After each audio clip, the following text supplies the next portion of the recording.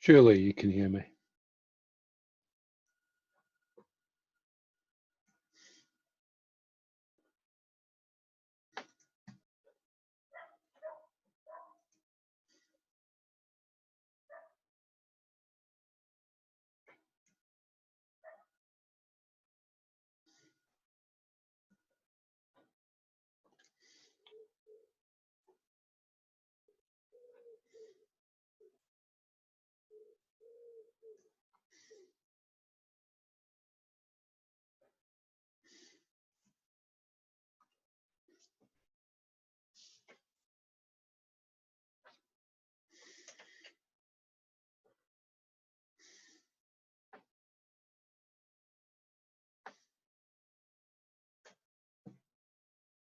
Hi, Katie.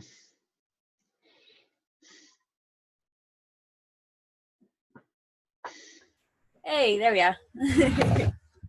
Hello. Hiya.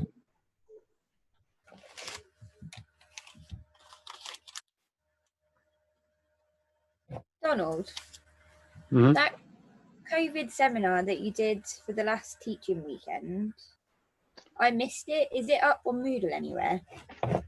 Which seminar? The COVID seminar. Oh, yeah, it should be. We'll have to have a look where it is, but I think we made everything available. Brilliant. Okay.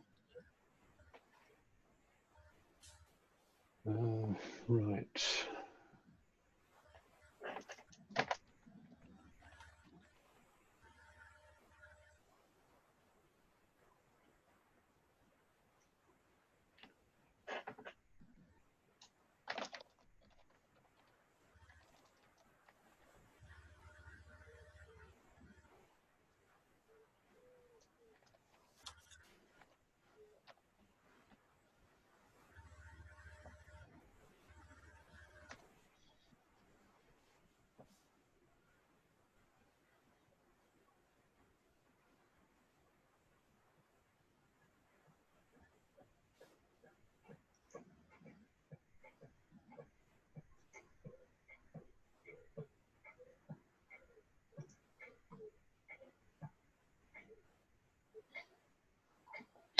All right.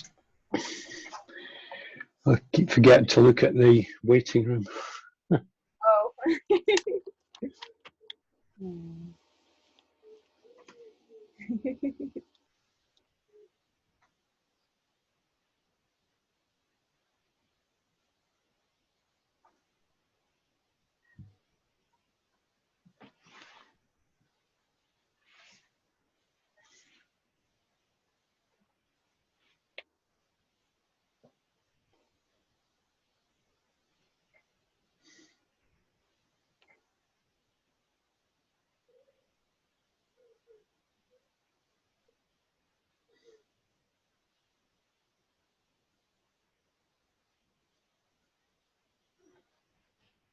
Oh, there's Heidi as well.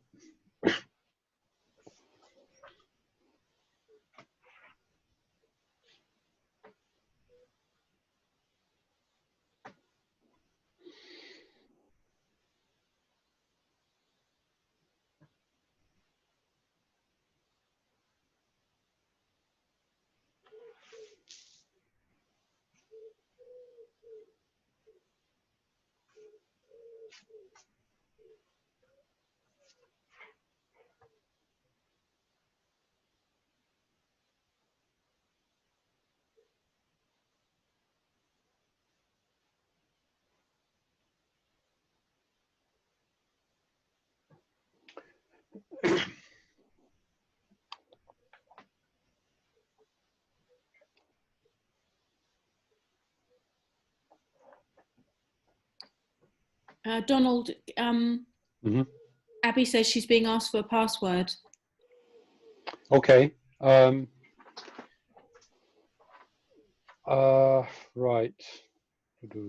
Oh, no, she says ignore it. Right, okay. Okay. Oops. Yeah, so if you type in the ID for the meeting, then you need a password. But I think if you click on the link, it takes you straight in. It must include the password somehow, which is slightly freaky, but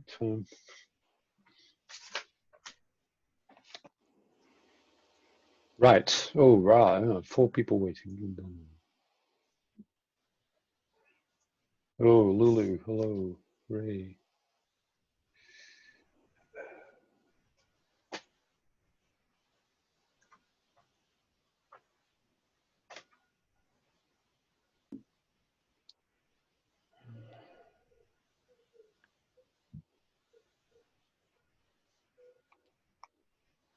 Oh, where's he gone?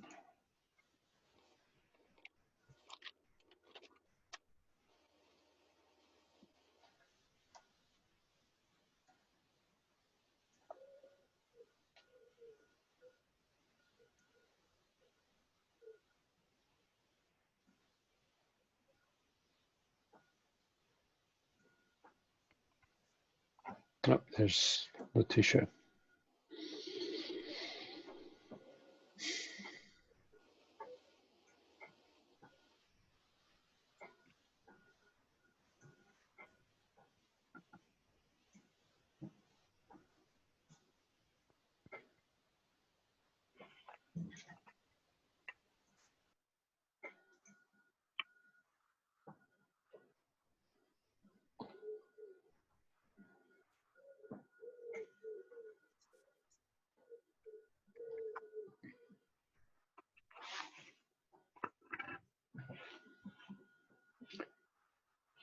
So we're missing.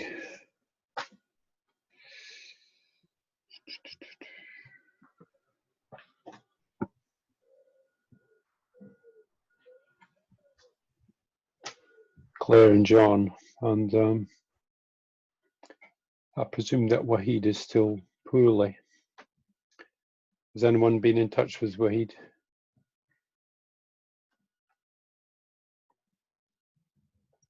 No, I've not heard from him, other than on the WhatsApp group, and he just said that he hadn't done his clinical skills test because he was feeling ropey. Oh.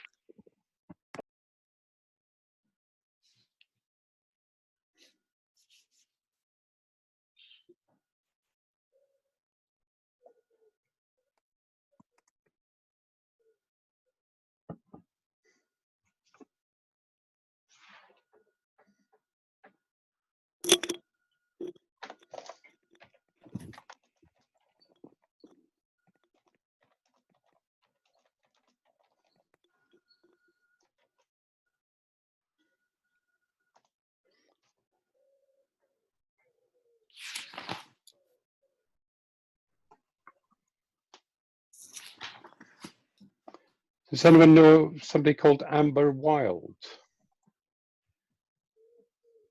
It's No. not somebody's pseudonym or anything.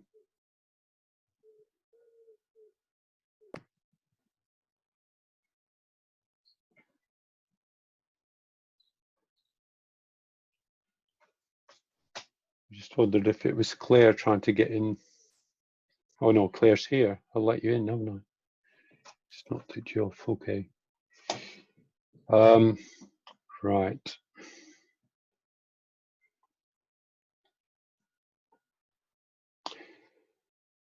So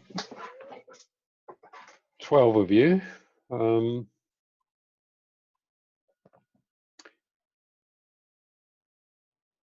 it's 12 of us, isn't it? Because it's me as well. Okay, so today I was going to consider pharmacodynamics and pharmacokinetics, which is difficult to say, so we call it PD and PK. And I put up stuff a couple of months ago that has pretty much been the same material for a while. I think that Sarah is going to do some revision stuff with you on the pharmacodynamics. So I was going to concentrate on the kinetics. So the main difference, and I said this on my video, is that if you think of the pharmacodynamics as being the dynamism, the action of the herb or the drug, and the kinetics is the way it moves through the body, if you see what I mean. So the pharmacokinetics is really about absorption, distribution, and then metabolism. So by metabolism, we mean how is it got rid of from the body, or rendered harmless, or broken down. So just to get some idea, has everybody managed to have a chance to at least look at the videos on this topic? Anybody had a problem with that?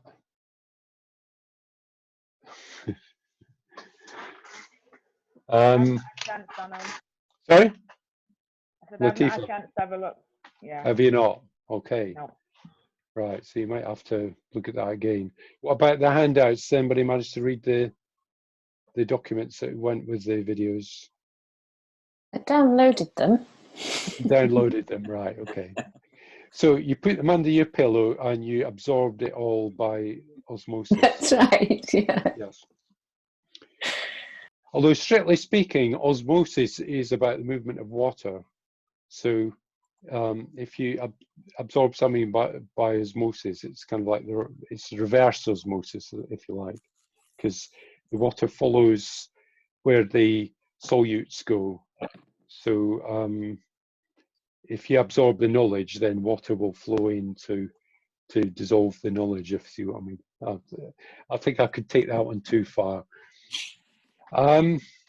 Okay, well, I might just try and share. What have I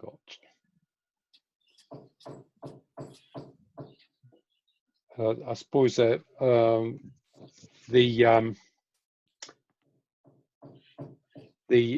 PowerPoints will be a bit more user-friendly than just looking at the documents. So maybe have a look at them. Oh no, that's not the one. Oh, where have I gone? I might have to go on to Moodle. What bore?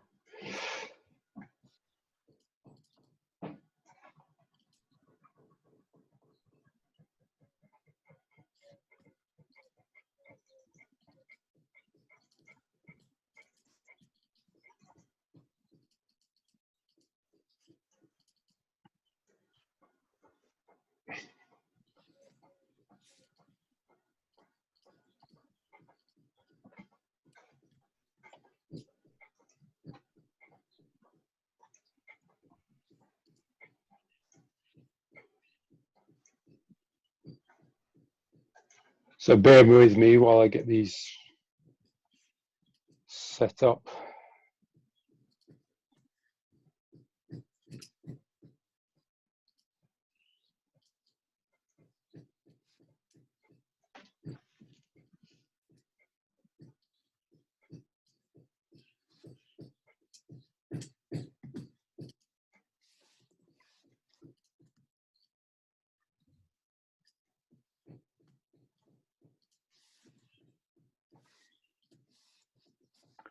Oh no, I don't want to do that. Sorry.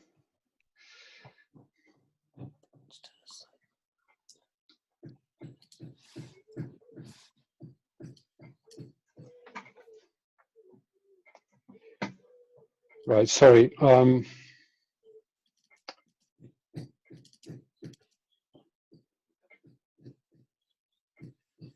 So I'm putting up there. What have we got? Can you see just a PowerPoint slideshow, or is there a whole load of other stuff on there? No, just a PowerPoint. Just the PowerPoint. Okay, yeah, that's good. So absorption and bioavailability. I'll just kind of try and recap on some of it.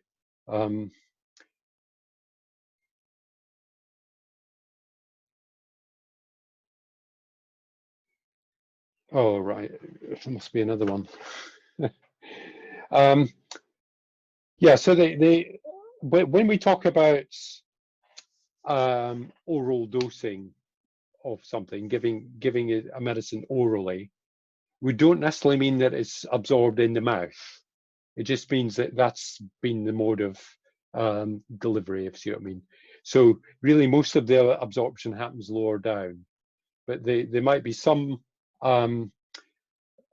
substances from plants that do get absorbed in the mouth. So can somebody give me some examples of some constituents maybe that might be absorbed in the mouth rather than in the stomach? Tannins? Tannins, not really absorbed, but they definitely have an effect on the mouth. Effect, yeah. Yeah. Okay. Yeah, so it's a matter of getting absorbed into the bloodstream.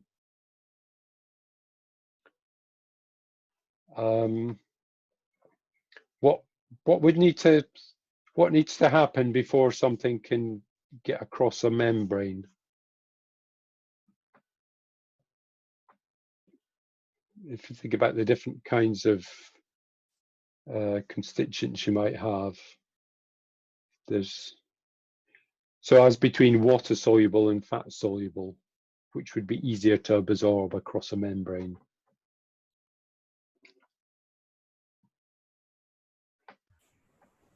Water soluble. Water soluble. That's what I always thought, but it's not actually it's not actually the case, because the membrane is a lipid barrier. Okay, it's a phospholipid barrier. So if you have something that's very easily soluble in fat, like say a volatile oil, that can dissolve immediately in the cell membrane and get into the tissues of the mouth and get into the bloodstream. Whereas something that's water soluble can't be absorbed unless it's carried in somehow. It's got to be carried in. So if you want something to stay in the gut until it can be absorbed lower down, then it has to be made water soluble. So this is why we have a lot of vitamins are compounded with various sugars and so on, so that they stay dissolved in the gut contents until they get lower down, and then that sugar gets broken off.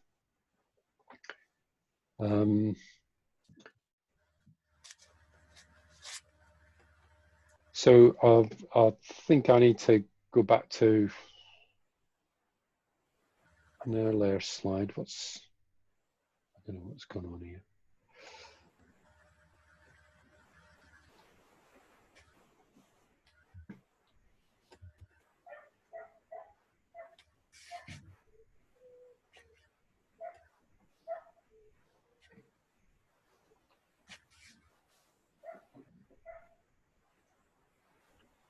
So I'll stop that share. I'll share something else now. So many windows open, it's taking its time. So we go back to the beginning. So remedy absorption distribution. So I'll start off with the wrong. So just an overview of our pharmacokinetics. We were talking about the absorption of remedies, the distribution of remedies, which is also to do with what we call bioavailability and the metabolism of remedies. So absorption can be through something that's orally administered or non-orally administered, so via the skin or other orifices besides the mouth. And although the mouth and the gut are mucous membranes, and so is the rectum, and so is the vagina, you will see that there's a difference to how things will be dealt with from the suppositories in the rectum and pessaries in the vagina. Oral absorption can happen via passive absorption if it's a lipid-soluble compound or a very small molecule. There could be filtration through pores. So if you've got like a big sugar hit in your mouth, and there's a high concentration of sugar in your saliva, and there's not very much sugar inside the cells of your mouth, then if the sugar transport pore is open, hello? Ronald, I think someone's trying to get in. Jenny's trying to get in. All right. Okay. Amber Wild. Oh, okay. I just don't know who Amber Wild is, unfortunately. So. It's Jenny. Oh, I see. Right. Right. Okay. I think what do I need to do here?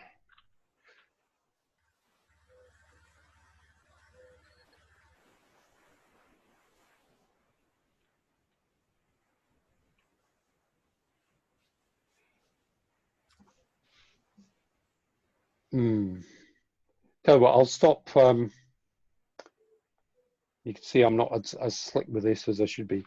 I'll stop sharing for time being and see what.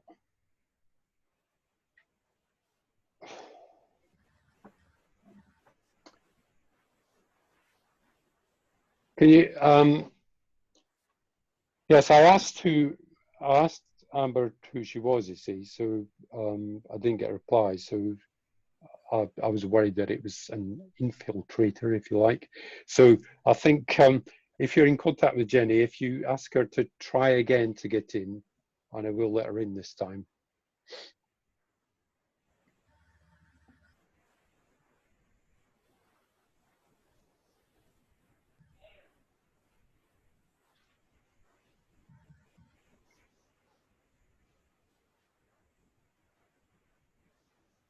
I've texted her, Donald, so she knows to try again.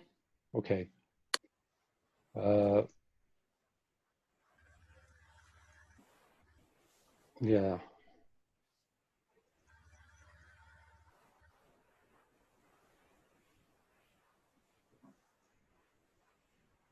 Just moving things around my screen.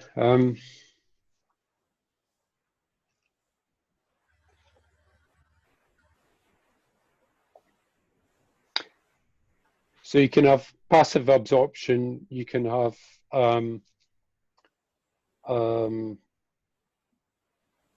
filtration through pores if there's a concentration difference, and you can have what's called active transport. So you might have something that there's not very much of, and you've actually got quite a lot in your cells, but you want to grab as much of it as you can. So certain rare minerals you would actively absorb. So both the filtration through the pores and the active transport takes up energy, so that when we're digesting food and absorbing remedies and all the rest of it, that's not a passive process. It takes a lot of energy. Never mind whether the enzymes are working in your gut. The actual absorption of the nutrients and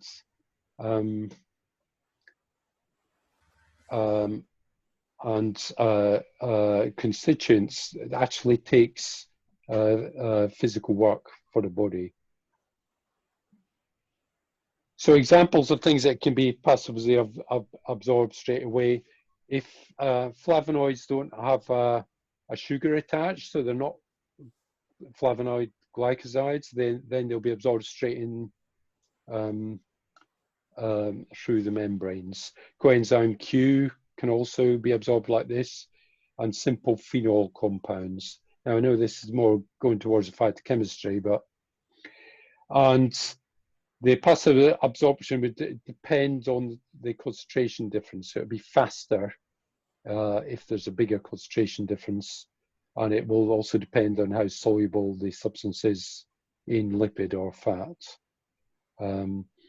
So examples of things that will be absorbed by through pores would be various vitamins, and a lot of conventional drugs are absorbed in this way. Things like glucose and other nutrients have to be actively transported.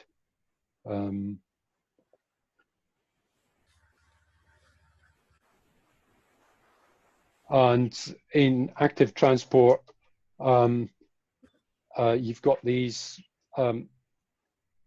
oops, not that one, this one. You've got these carrier molecules, which can fit so many molecules at a time. So the molecule fits in there and then it opens up and lets it out. So the rate of absorption will depend on the number of carrier molecules. So that can change. What sort of things might change the number of carrier molecules for a particular substance to be absorbed? What sort of factors might be involved with that? Any ideas there? So as we get older, we probably have fewer carrier molecules for absorbing things. It's harder to absorb nutrients and drugs and herb constituents. Children may not have developed them yet.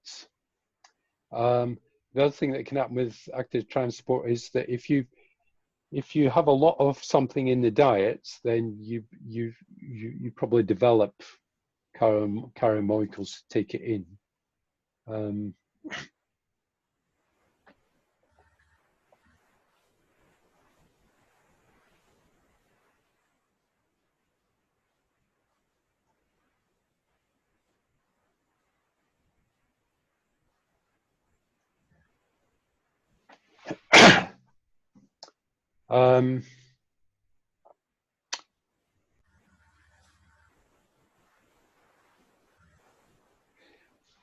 When it comes to skin administration, then lipid-soluble constituents are very easily absorbed. So it used to be the case that, well, maybe 40 years ago, conventional medicine would tell you, oh, well, you couldn't possibly, absorb anything through the skin from a herbal cream because, the skin's impervious, but then thinking has moved on from that, and people have realized that actually you can, if something is dissolved in lipid, it can be very easily absorbed through the skin. And there's a herbalist we trained who works in New Zealand, Donna Tyler, who does a lot of her administration of remedies through creams and ointments.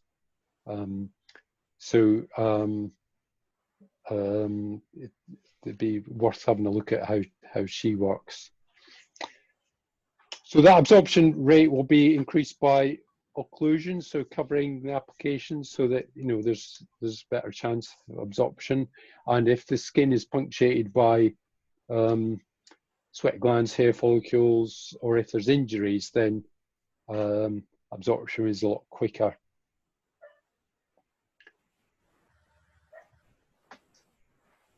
So we have to be cautious with open wounds. There's a high absorption rate. So for external application, avoid medicines that are rich in saponins, hydrolyzable tannins, and sesquiterpene lactones. So sesquiterpene lactones, a lot of people are really sensitive to.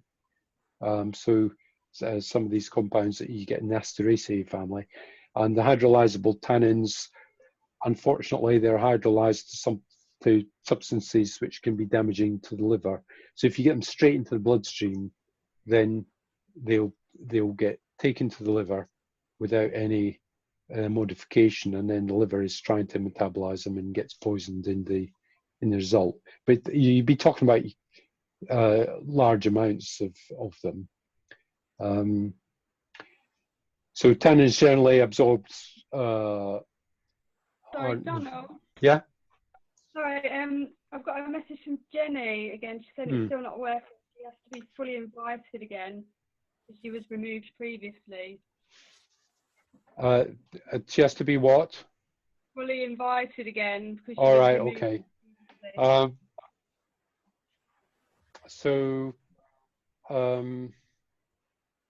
Okay. So do you want to just talk amongst yourselves about what you understand about absorption and distribution of the remedies, and I'll try and get Jenny sorted out. Okay.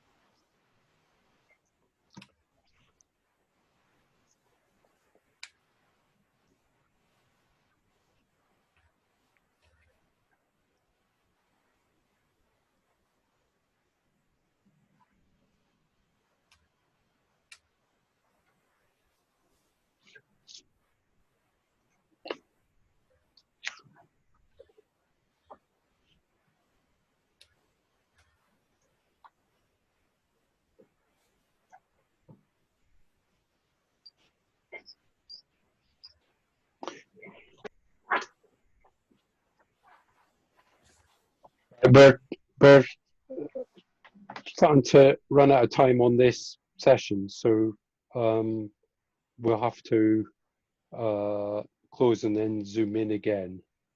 So I'm sorry about that, but then that might give Jenny a chance to join us as well. So I've got 7 minutes left at the moment. Any observations on what we've been looking at so far? I hadn't intended to go through a whole lecture of what pharmacokinetics was. That's why I put all the materials up for you to look at.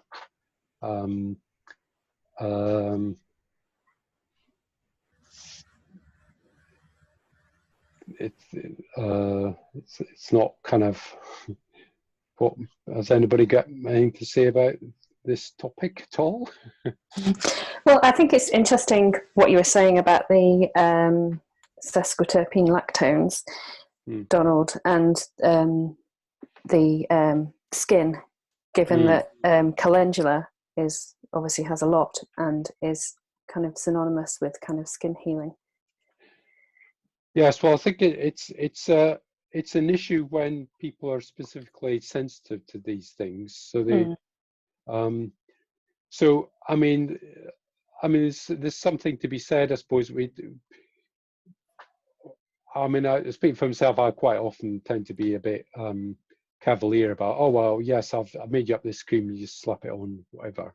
But as you will know, Abby, if you are developing or selling any skin products, and there's usually, of course, try it on a tester area first and make sure that you don't break out. I have to say though that most of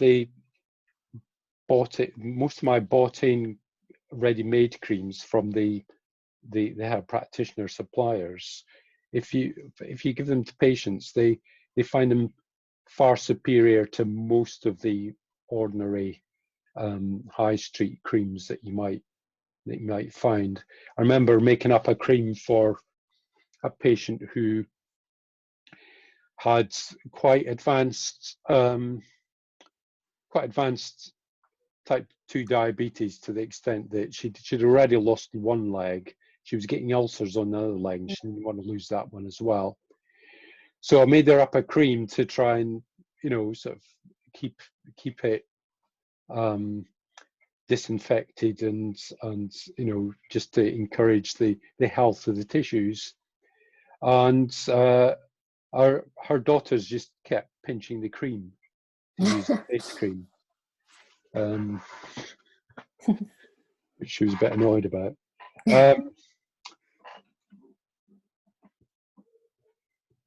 I think if we maybe stop now and regroup, so we'll go through that same thing again of going through the waiting room, if you don't mind. Okay. So we can, or I tell you what, maybe if we have 15-20 minutes, maybe for you to have a look at some of the stuff on Moodle under the it's under pharmacology materials, and then we can resume, and then a bit later on we're going to go into breakout rooms to look at some journal articles. Okay, so I'll end the meeting and then start again in 15 minutes, shall I say? Yeah. Okay. All right.